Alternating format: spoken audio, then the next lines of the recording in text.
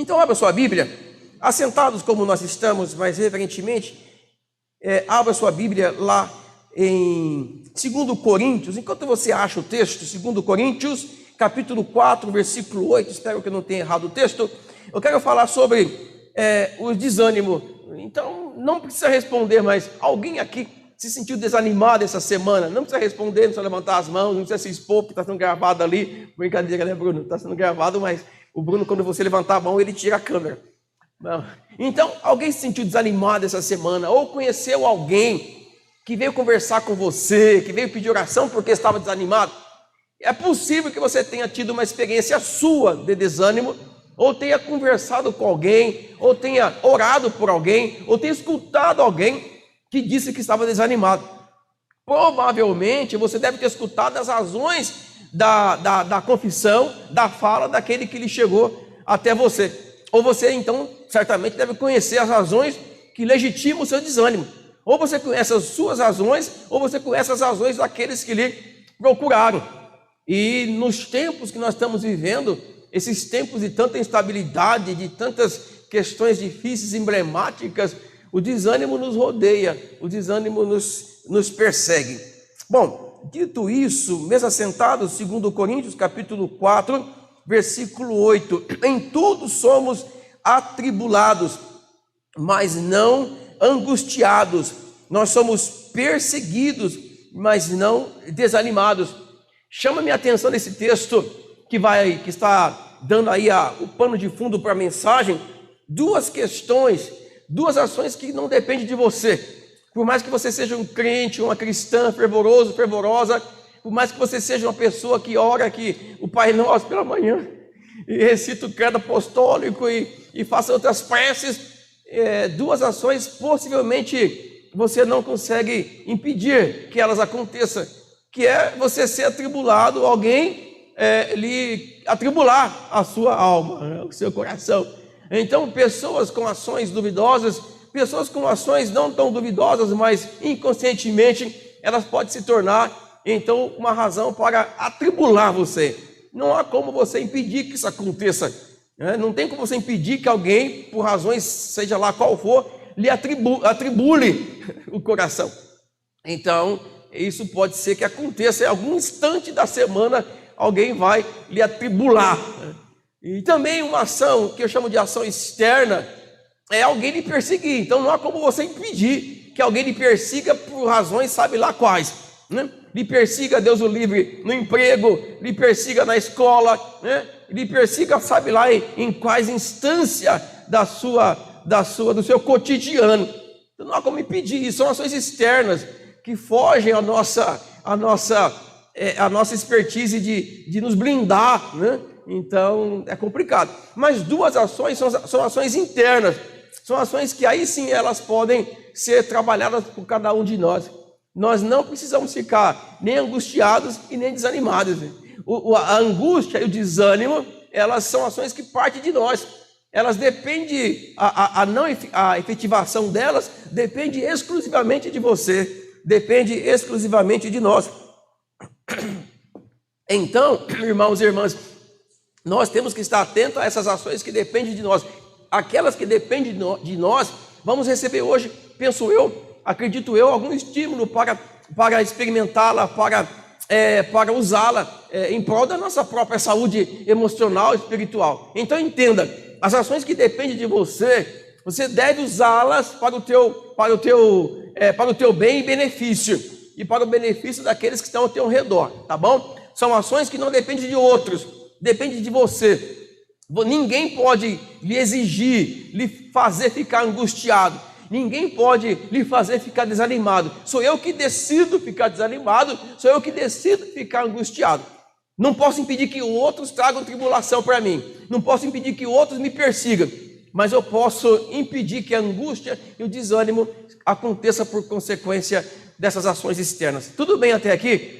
Então, por favor, assim como vocês estão, vocês em suas casas, se for possível, se você estiver nos assistindo agora, é um bom dia, durante a tarde, é uma boa tarde, em qualquer momento que você assistir esse culto, eu lhe convido então para que você feche seus olhos aí na sua casa, e nós aqui também, feche seus olhos, abra os seus corações, vamos orar. Pai, esse tema é um tema que é tão atual, é tão dos dias de hoje. O desânimo, ó Deus, ela é algo que pode nos alcançar, Senhor, em qualquer momento. Então ajuda-nos a olharmos para a Tua palavra, ajuda-nos, ó Deus, a praticarmos a Tua palavra, para que não sejamos, ó Pai, derrotados, não pelos outros, que ninguém pode nos derrotar, nem o diabo pode nos derrotar, somos nós, ó Pai, que nos derrotamos. Como eu disse no meio de semana, nós nos tornamos inimigos de nós mesmos. Então, ajuda-nos a enfrentar, Senhor, a nós mesmos e nos colocarmos debaixo da Tua graça. A oração que fazemos com o pedido de perdão em nome de Jesus Cristo. Amém. Amém. Meus irmãos e irmãs, quando Deus me deu esse texto, e a título de destaques, eu quero compartilhar algo que o Senhor falou ao meu coração. E quando eu preparava essa mensagem, inevitavelmente, eu vou usar aquela palavra, irmã Ednir, indubitavelmente, meu Deus, saiu, quase que a língua enrosca aqui, indubitavelmente, se essa é a palavra correta, veio ao meu coração esse hino. Eu convido vocês para aqui em pé, cantemos o hino 347, pedir ajuda do Everton, 347, ajuda da irmã Ednir, de todos vocês, 347, coloquemos-nos em pé.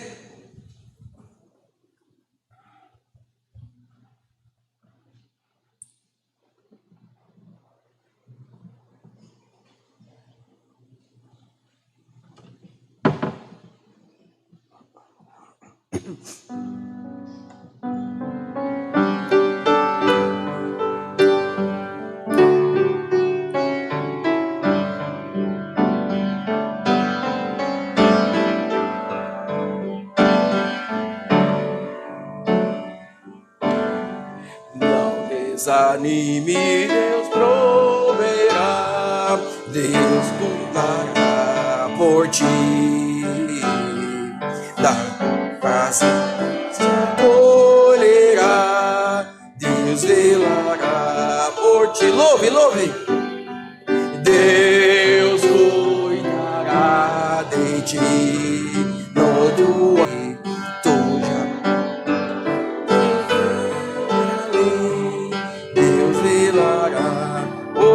Quero ver a igreja louvando.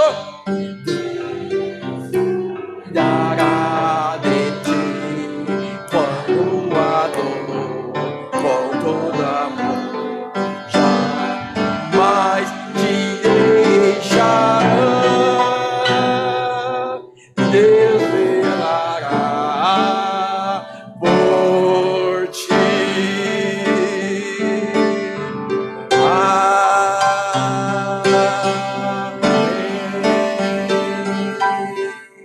Sentemos-nos, irmãos e irmãs. E outro destaque veio no meu coração quando essa mensagem foi trazida. Jesus, antes de Jesus, o Paulo, é impressionante, é imensurável o sofrimento de Paulo. Eu não quero investir muito tempo nisso, mas domingo passado eu falei sobre o sofrimento, o caminho da cruz. Então Paulo, ele tinha tudo para ser o sujeito mais desanimado do mundo, né? Mais desanimado, mais, sei lá, angustiado. Obrigado, Everton. E quando você observa a carta de Paulo aos Coríntios, né, você percebe que Paulo estava ali, como diz aquela expressão popular, pelas tampas com nossos irmãos e irmãs lá da comunidade em Corinto. Paulo chega a falar para eles: olha, eu estou assim perplexo com vocês. Vocês se dizem ricos em outro momento, não é? Vocês se dizem prósperos, vocês se dizem, falam que reinam aí entre vocês, que vocês estão por cima de tudo.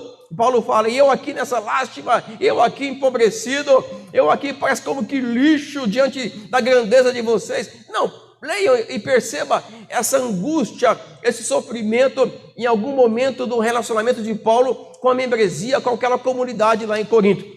Então Paulo, ele diz assim: olha, não é possível, vocês estão bem, nós aqui nessa miséria, nesse sofrimento, nessa perseguição, e vocês aí parece que estão imunes a tudo isso, vocês estão aí nas celebrações e não tem os sofrimentos, as marcas dos sofrimentos que eu carrego no meu corpo. Então perceba essa fala de Paulo em algum momento com aquela comunidade. E Paulo, então, ele é um sujeito que enfrenta sofrimentos assim que penso eu, não sei se eu aguentaria, não sei se nós aguentaríamos, suportaríamos as demandas que Paulo suportou.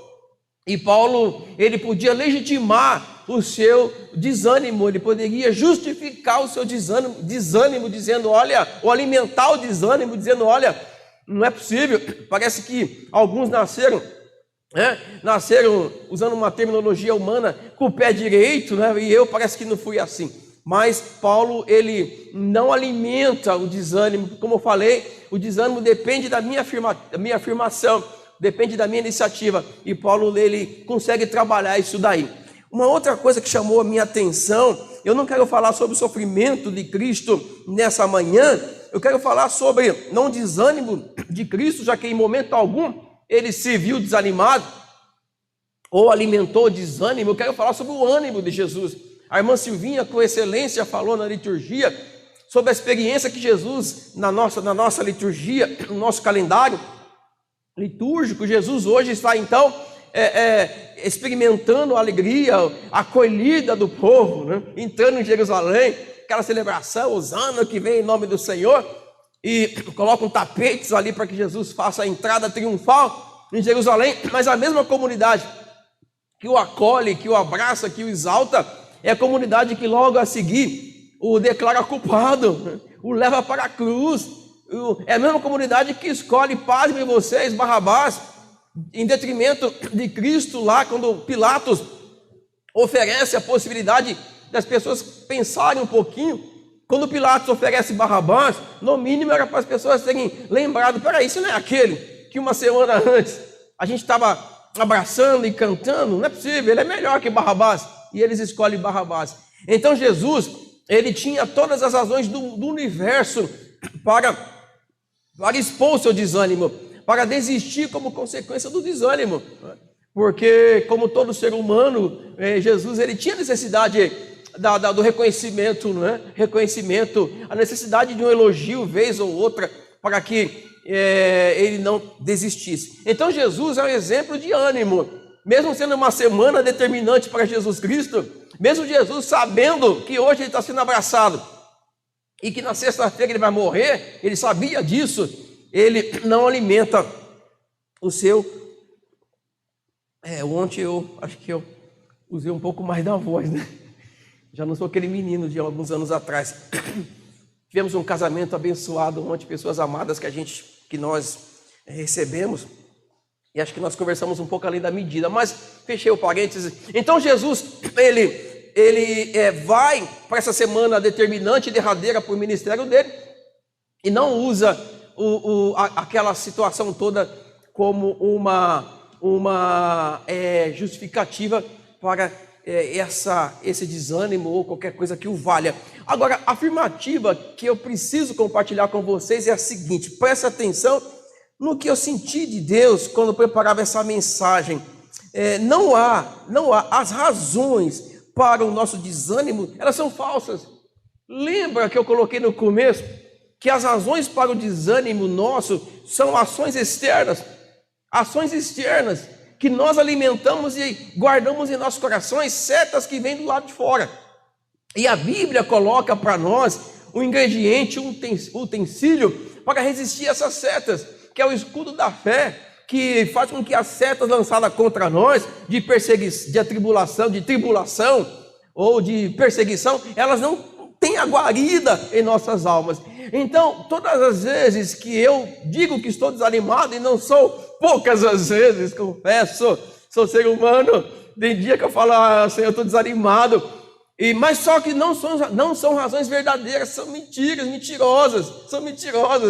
Se eu quiser, alimentado pela palavra, eu posso, como que no passe de mágica, desculpa a expressão para que vocês entendam bem, como que de uma forma instantânea, eu posso sair daquele sentimento para um outro de êxito, para um outro de contentamento, como se aquela situação embaraçosa tivesse sido desfeita. Não, o problema continua lá, a demanda continua lá, o enfrentamento continua lá, mas você, por uma lembrança da palavra de Deus, você então consegue fazer frente àquilo, porque não são verdadeiras, não justifica aquilo que quer legitimar o seu desânimo. Sendo assim, irmãos e irmãs, sendo verdadeira a afirmativa que eu faço para vocês, perdão, nós devemos então, nós devemos olhar o exemplo do meu xará. Eu quero falar do exemplo do meu xará, o profeta Jonas. Olha que eu quase não uso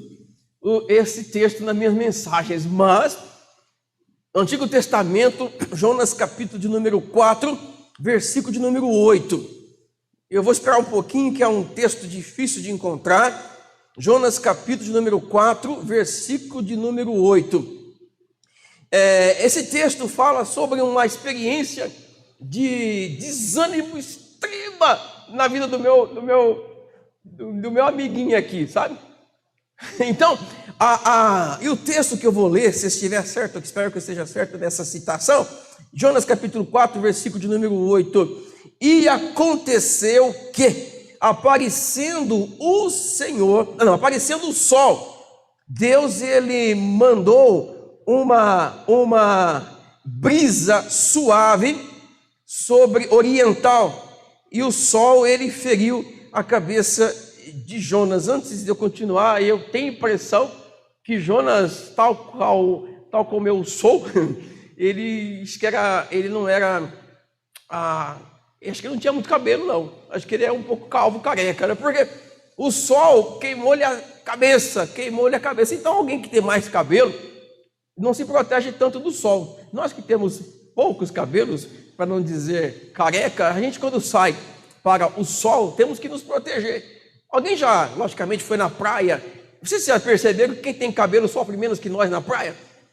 A gente tem que colocar chapéu, tem que voltar correndo para debaixo da barraca. Fechei aqui o parênteses, vamos voltar para o que interessa, né? Então, Jonas ele teve a sua cabeça queimada, aquecida, por causa daquela ação de Deus que mandou aquela brisa sobre ele. E aí o texto continua, né? E o sol feriu-lhe a cabeça de Jonas, e o texto continua dizendo que a partir daí ele desanimou. Para que vocês entendam um pouco da história, eu não sou bom para contar a história, mas não vou entrar no mérito de toda a ação do livro de Jonas, mas nesse particular, ele termina a sua missão e ele vai se recolhe. E Deus, então, ele cria uma aboboreira. Treinei semana toda para falar isso, a aboboreira. Então Deus ele cria lá uma aboboreira que nasce, e aquela planta produz sombra sobre Jonas, e a sombra daquela aboboreira produziu nele, olha só, produziu em Jonas uma alegria assim, uma alegria imensa, uma alegria grandiosa. Ele ficou extremamente feliz por causa da sombra daquela árvore, daquela aboboreira, daquela planta. Mas o Senhor depois manda uma brisa, manda um vento oriental, e aquela brisa quente, o sol, faz com que aquela aboboreira se seca. E então, ao secar a aboboreira, o sol vai sobre Jonas e ele se sente então ali incomodado. Ele se sente incomodado. Ao sentir-se incomodado, diz o texto, ele se desanimou de extrema grandeza, que ele pede a morte ao Senhor. Não, Senhor, eu quero morrer porque ninguém aguenta, ninguém merece trem. Ninguém merece isso. Saí de uma missão e estou aqui tentando ter um descanso, enfim. E Deus fala para ele, Jonas, olha se é válido o seu desânimo, olha se é válido o seu descontentamento, né? Há pouco tempo atrás, uma cidade foi salva, uma cidade foi evangelizada, uma cidade foi alcançada, e você não se alegrou por causa disso. Agora, por causa de um sol, de uma aboboreira, que hoje existe, amanhã ela seca, você está desanimado, você pede a sua morte. Esse texto me trouxe uma explicação. Esse texto me trouxe uma ferramenta importante para a minha vida. Primeiro, quando você se depara com desânimo, você se esquece daquilo que foi feito por instrumentalidade da sua vida. O desanimado esquece o que ele fez, o desanimado esquece aquilo que aconteceu por ação da sua vida, porque Deus o usou em algum momento, ele não se lembra. O desanimado só se lembra das circunstâncias que está ali ao seu redor. Então, meus irmãos e minhas irmãs, não querendo aqui em extremo massagear o ego de vocês, mas vocês e nós, vocês que nos assistem, aí dá um foco aqui, por favor, Bruno, vocês que nos assistem em suas casas, eu creio que vocês têm sido instrumento de bênção.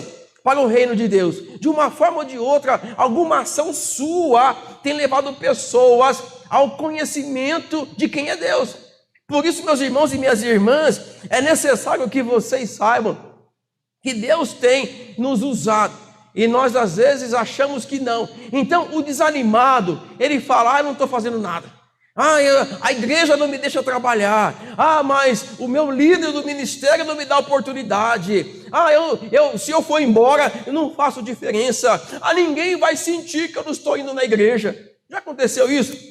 Pessoas, elas falam para mim assim, às vezes: nossa, pastor, agora que o senhor deu pela minha falta. É triste, né? Eu sei que é complicado escutar isso.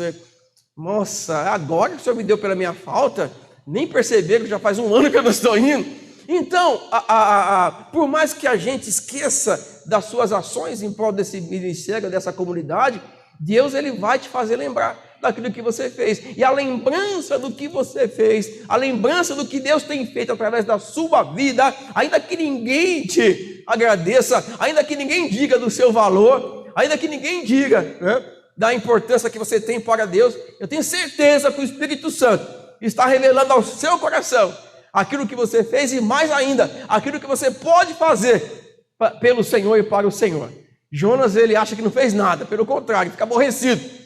Fui fazer aquela obra, eu fui falar para aquele povo ingrato, que eram os ninivitas, e aquela cidade foi salva. Por isso, meus irmãos e minhas irmãs, à luz desse texto, as explicações, as justificativas que nós damos, elas são justificativas compreensíveis, mas não são verdadeiras. O desânimo é uma ação como consequência do acolhimento das setas do diabo lançada contra nós. Acolha nessa manhã a boa palavra do Senhor Jesus para a sua vida e para a sua família, porque Jesus Cristo, pense vocês, ele estava no caminho da cruz. Eu acredito que entre hoje, domingo e sexta-feira, pouquíssimas as pessoas bateram no ombro de Jesus e: valeu, Senhor, legal aquele dia que o Senhor foi lá na minha casa e multiplicou lá os pães, Senhor. Eu penso que nessa semana houve um silêncio da comunidade em relação a Cristo. Houve um silêncio, houve como se nada tivesse acontecido, mas Jesus sabia quem ele era, ele sabia o que estava fazendo, ele sabia da sua importância para a humanidade. E eu sei que você é importante para Deus aqui nesse lugar, aqui nessa igreja. Vocês estão me ouvindo, que de repente foram embora daqui achando: olha, ninguém me quis, ninguém me quer. Isso não é verdade. Isso é mentira do diabo para poder nutrir e fazer com que o desânimo te leve a se afastar da graça de Deus. Nós, vocês que estão nos assistindo, vocês aqui, somos importantes para que o reino se expanda aqui nesse lugar. Tudo bem até aqui? Ok, para terminar, eu notei 2 destaques aqui. E eu acredito, irmãos e irmãs, que, olha só, cadê você, destaque? Eu tenho certeza que eu anotei você aqui. Achei. Então, é preciso olhar para o exemplo do salmista. Abra aí sua Bíblia, Salmo 42, versículo 5. Olha só, Salmo 42, já é esse horário já, Senhor. Salmo 42, versículo de número 5, acharam? Amém? Olha só o texto que nos fala o salmista: por que estás abatida a minha alma? Por que está desanimada a minha alma? Por que choras a minha alma? Por que lamentas? Eu não vou aqui gastar muito tempo nesse texto. Eu usei esse texto aqui num grupo de comunhão do Campos Elíseos na quarta-feira. Então, quem não participa dos grupos de comunhão perde uma ministração que iria fazer bem para você, eu acredito. Quem esteve no grupo de quarta do Campos Elíseos e ouviu essa ministração? Temos pessoas que ouviram. Eu acredito que deve ter sido bênção para vocês. Então, se vocês não participam de nenhum grupo, fale com a gente. Temos o grupo do Guanabara, a irmã Dinir, temos o grupo do Campos Elíseos, que é a nossa irmã Cleide. Mas voltando aqui, por que está batida a minha alma? E por que te perturbas dentro de mim? Talvez o autor do Salmo 42 fosse o levita. Levita, alguém que trabalhava onde? No altar, que ministrava, que cuidava do louvor, do coral. Gente, eu penso que esse levita, o texto fala que ele estava desesperadamente desanimado, desesperadamente angustiado. Penso eu que ali naquela comunidade, aquele levita não foi devidamente honrado, não foi devidamente recompensado. Talvez ele deve ter sido criticado na condução do ministério dele à frente do louvor em Israel. O levita era alguém que cuidava da parte litúrgica, da parte celebrativa da casa de Deus. O levita não podia ter terras, não podia ter propriedades dele, porque ele se dedicava exclusivamente a essa tarefa. E eu não consigo mensurar as razões dessa angústia que ele descreve aqui no Salmo 42, penso eu que consequência de algumas questões ligadas à atividade dele dentro daquela comunidade. Mas o que chama a atenção é que ele fala, ele tem uma conversa com ele mesmo, com a alma dele. Mas por que você está desanimada? Eu gostaria que, de repente, tivéssemos essa conversa com o nosso coração, tentando entender por que às vezes nós queremos deixar, afastar ou legitimar o nosso desânimo e com isso afastamento.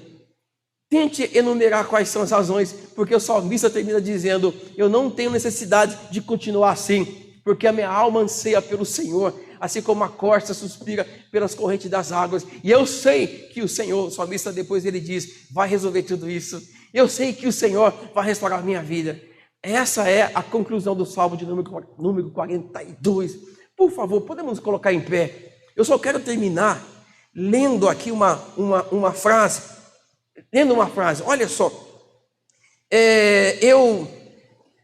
Eu me solidarizo com o desânimo de quem quer que seja. Vocês estão me assistindo. Eu me solidarizo com o seu possível desânimo.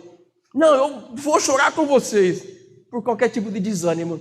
Vou chorar com vocês, mas eu não vou concordar com a justificativa que gera o desânimo no meio da nossa comunidade de fé. Não vou concordar, por mais plausíveis que ela seja. Eu já escutei uma relação desse tamanho de possíveis ações que pode desanimar a gente. Mas todas essas ações são externas, eu não tenho que guardá-las na minha vida. Por isso, ao não concordar com a sua justificativa, eu vou afirmar em nome de Jesus Cristo que esse desânimo, usando uma terminologia, um termo bem pentecostal, esse desânimo está amarrado, está repreendido em nome de Jesus Cristo. E eu trago para a minha vida o bom ânimo do Senhor Jesus Cristo, que mesmo diante da cruz, Ele vai até o final da sua jornada. Que Deus te abençoe e que Deus te renove e te fortaleça. Pai, entregamos essa mensagem, Deus, para que a luz dela o Senhor continue a se revelar à tua igreja, em o nome de Jesus Cristo. Amém, amém, amém.